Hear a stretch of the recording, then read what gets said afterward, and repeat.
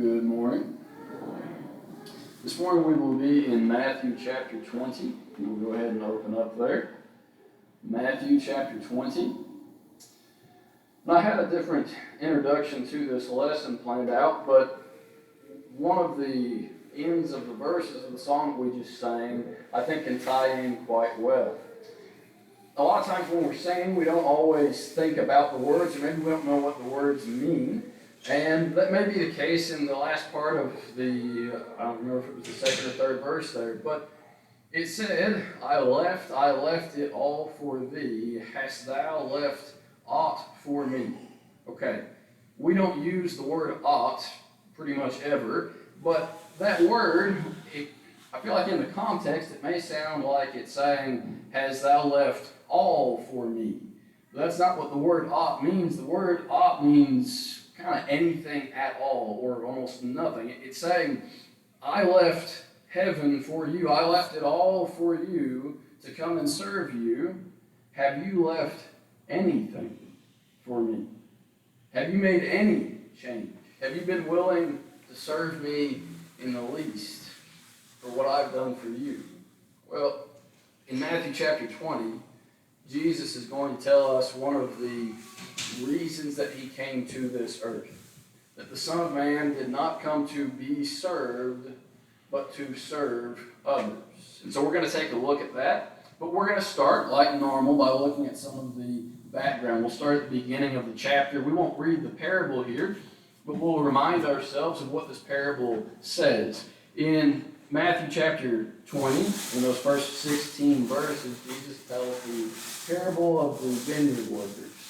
And you remember the story, hopefully, there, where a master owns a vineyard. He goes out and he hires some people at the break of day. He goes back, he hires throughout the day. And then you get to the end of the working day, and the master hires some people for about an hour. But when they come back to him to receive their pay, they all receive the same amount, whether they'd worked all day or whether they just worked an hour, and that makes them angry.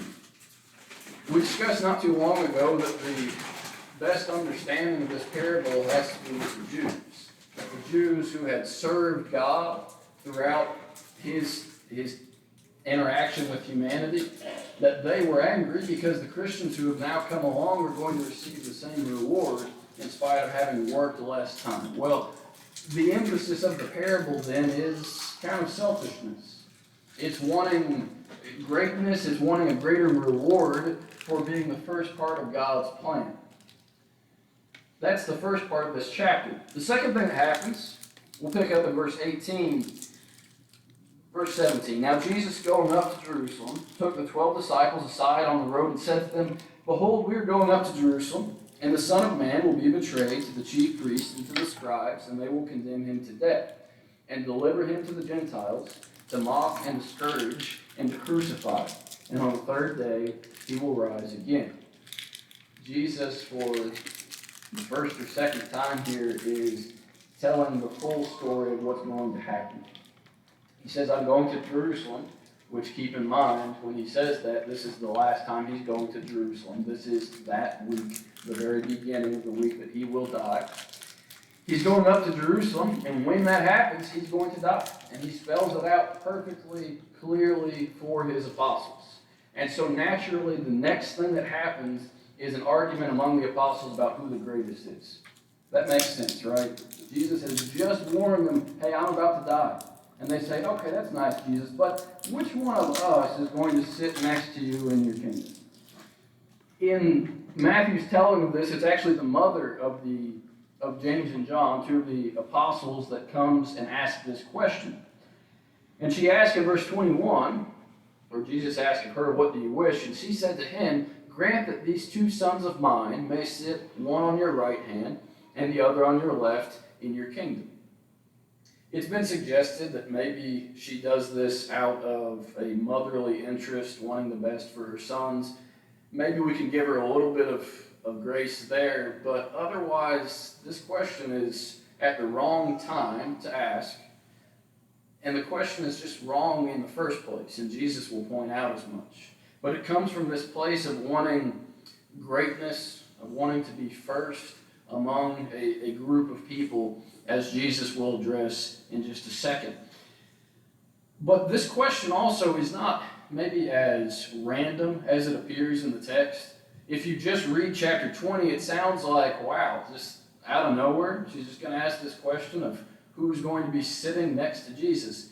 If you go back to the last chapter, which really is the same conversation, they're still on the road, it's the same situation that's going on. In verse 28 of chapter 19, verse 28, it says, "So Jesus said to them, Assuredly I say to you, that in the regeneration, when the Son of Man sits on the throne of his glory, that you who have followed me will also sit on 12 thrones, judging the 12 tribes of Israel." Okay, so this is part of the same discussion that's being had. And whenever she brings this up, what she's saying is, hey, you've just promised that the followers of yourself, that they'll receive these thrones, but can my sons have the thrones right next to your throne? Can they get that special treatment? It doesn't really change what the question is or the selfish desire of it, but it does give you a little bit of context there. As a response, Jesus says that you don't know what you ask in verse 22. And he asked the question at the end of that verse, are they able to do these things? And they say, yes, of course we're able to do these things. But in verse 23, you will indeed drink my cup and be baptized with the baptism that I am baptized with. But to sit on my right hand and on my left is not mine to give, but it is for those for whom it is prepared by my Father. So Jesus' response, quite direct, but he's not denying that James and John will be rewarded in general. They certainly will be as apostles, but he's saying that that is something that you don't even understand the question that you're asking. And we'll come back to that a little bit later. The response in verse 24 from the apostles is not surprising. When the 10 heard it, that is the rest of the apostles, they were greatly displeased with the two brothers.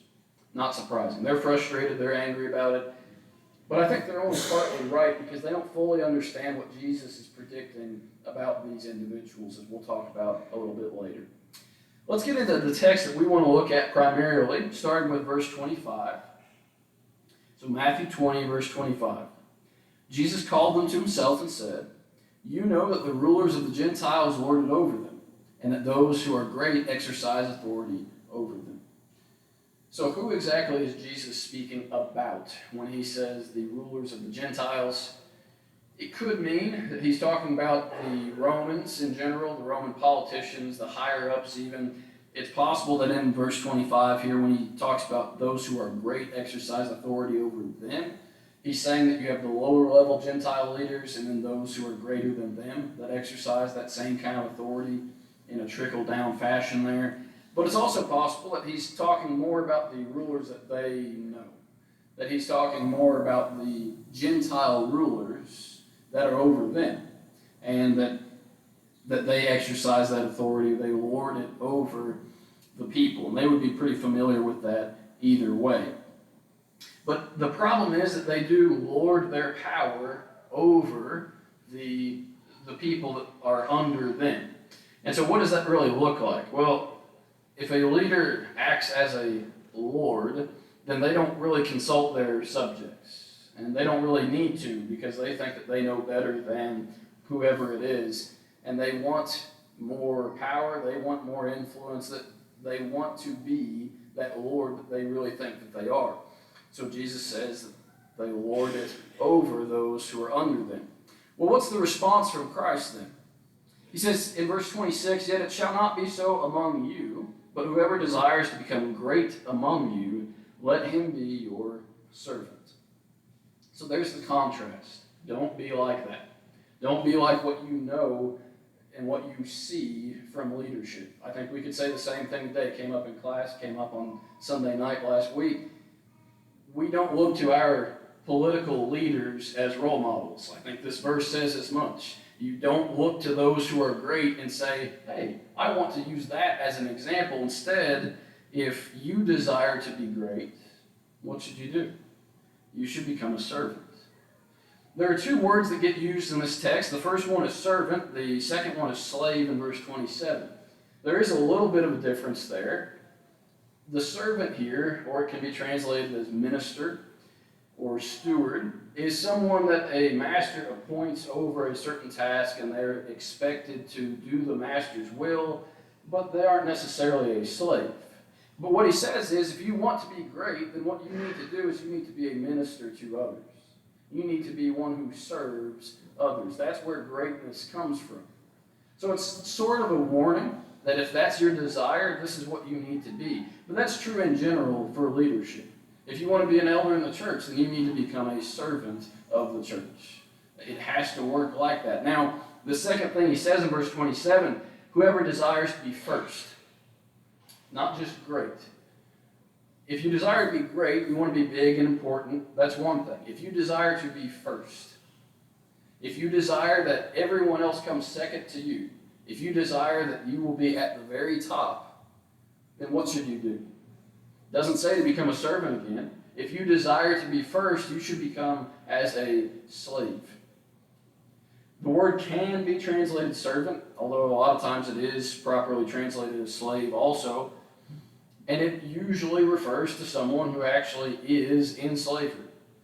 And so I think, and I don't want to make too much out of this, but this is kind of what I have been able to take from this passage. What Jesus says is, if you want to be great, that's one thing. If you want to be great, just make sure that you're a servant first. But if you want to be first, and more important than anyone else, just become a slave, because you're better off. You would be better off to become a slave than to have that desire rule over you, to become first among all people. But if you are willing to just be great, that is, do important things, that's okay, but make sure you're a servant. Jesus, of course, is the example here. He gives himself as the example that the Son of Man, verse 28, did not come to be served, but to serve, and to give his life as a ransom for many. In Jesus' example, he did not come as a great person. He did not come desiring to be first, but instead he came as a servant. I think another way you can look at this connection of servant and slave, if you're talking about being a servant or a minister, Jesus as the example is a servant and a minister to other people. And in every interaction that we see him, he is a servant. He's a servant whenever he talks to those who are beneath him socially, according to the standards of their day. He's a servant when he performs miracles for those who cannot be helped themselves. He's a servant whenever he is teaching the masses. He's a servant when he casts out demons. He serves others. But when is he a slave? Someone who is fully submitted to everything that someone else desires. He doesn't do that to other humans, but he does to God. And so we can say that even if you want to be great, you have to be a servant to others. But if you want to be first, remember that you are a slave to God. That's the example from Christ. What do we take from the example? That's the text. That's as far as we'll go with the text today, at least. Although I will say that right after this, Jesus heals two blind men, another example of his service. But a couple things we can say to make some application. We start with this, that going back to James and John, who are the ones that bring up this part of the conversation and the ones that Jesus is responding to. James and John were told that they will drink the cup of Christ and be baptized with his baptism. Is that true? Didn't that happen? Jesus is not just saying this idly that they will do something like him, but you look at the two examples here of James and John. James, just a few years after these words are spoken, will be killed because of his belief in Christ. Did he drink the same cup as Christ? He absolutely did. You look at the baptism with which Christ was baptized, you can take that a lot of different ways. But you look at the life of John and you say, well, did John die for Christ? No. But what did he do? He lived and served Christ for the next 6 or 7 decades after this point. And so both of them do serve as examples. Jesus is telling them, don't serve for the reward, but at the same time, they will be rewarded because of what they were willing to do. They will sit on those thrones from chapter 19, verse 28. But they earned it. Not just because their mom asked for it, not because they had a desire to be great, but because they became servants. One willingly to the point of death, the other willingly to the point of serving all of his life. The Roman leadership of that day, the Jewish leadership of that day, what happened to them? Because they, as Christ would describe them here, they were the rulers of the Gentiles. They lorded it over them. They wanted to be great. They wanted to be first. And how many of them can you name? Especially if you're talking about ones that are not connected to Christ. How many of them do you remember? Don't they end up as footnotes in history as compared with Christ? And so you look at this as an example and you say, if you want to be great, okay, no one's going to remember that. But if you want to be a servant, if you want to be humble and even a slave toward God, people will remember that. That will have much greater of an impact. A desire for greatness, it's a whole lot like a desire for wealth, a desire for money. It's not necessarily greatness itself, or even responsibility itself. It's not necessarily the problem, but it is the root of all kinds of evil, to borrow from Timothy's words, or from Paul's words to Timothy. And it comes with great temptation. So Jesus' solution in this text is, you might be better off to avoid it if you don't have the proper dose of humility that has to come along with that. And very few people do. But greatness comes through service. A couple ways we can say this. One, when we're talking about the greatness that comes through serving, you do not serve because you get something out of it. You don't serve because you get a reward. If you only come serving to get a reward, then you've come to be served. If you're doing everything you're doing, even if the reward is heaven, if that's the only reason that you're working for God, then you're working for the wrong reason. You're just working to be served with that reward of heaven. Imagine if Christ came with that attitude. Imagine if Christ comes to earth and he comes seeking a reward. What changes? What does he do? Whenever he gets to the garden, he says, not as you will, but my will be done. He doesn't go to the cross. He doesn't do anything that's required of him. And he certainly doesn't die for you and for me, because that would be coming to be served rather than to serve. Another way of looking at this, we serve because it pleases God.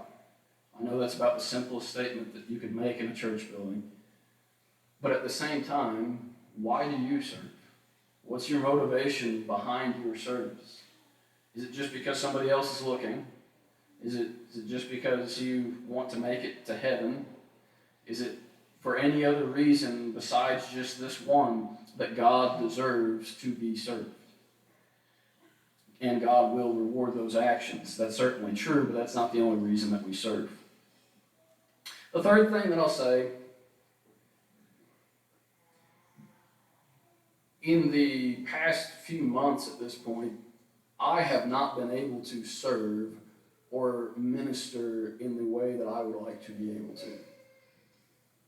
It's not been possible. It's not been convenient. But that doesn't excuse someone from service. And there are people in a lot of different situations that aren't able to serve in the way that they would like to. But what can they do? Well, you're never too disabled to pray. You always have the capability of meditating on the Word of God, listening to the Word of God, listening to others. Sometimes service will be different from one person to another. It was different from James and John, wasn't it? But sometimes it has to be. The other thing we can say is this, that we don't wait for someone else to step up and serve in whatever the role may be. There's always more to be done. If you need to know what needs to be done, ask one of the elders, and they can give you a nice list of things that are required just in the short term. But we, as servants, want to make sure that we are willing and every day choosing to serve. There's value in being willing to die for Christ, but there's even more value perhaps in being willing to live for him as a servant, being willing to change what we do here and how we do things. But the question for each of us becomes this: how can I serve? Maybe it's not the same way that I could 5 years ago or 10 years ago. Maybe it's different in a better way. Maybe I have more opportunity now. But how can I serve, and who can I serve? If I spent more time just thinking about that question, who can I serve? Who is in need? Who requires the love of God to be shown to them? I'd be doing a lot more than I would otherwise. But where am I needed? And the answer is here. The answer is there's always more to do, which means that today we can find some way to serve God, because Christ did not come to be served, he came to serve. What am I doing? Did I come just for others to serve me, or did I come to imitate Christ in serving? This morning, God's invitation is open to you. If you've never started to serve God, then you have the opportunity this morning to become his child, and the service begins from there. This morning, if you're not doing enough for God, you have an opportunity also to change that and to step up and to do more. If there's anything that we can do for you, we ask you to come forward as we stand, as we sing.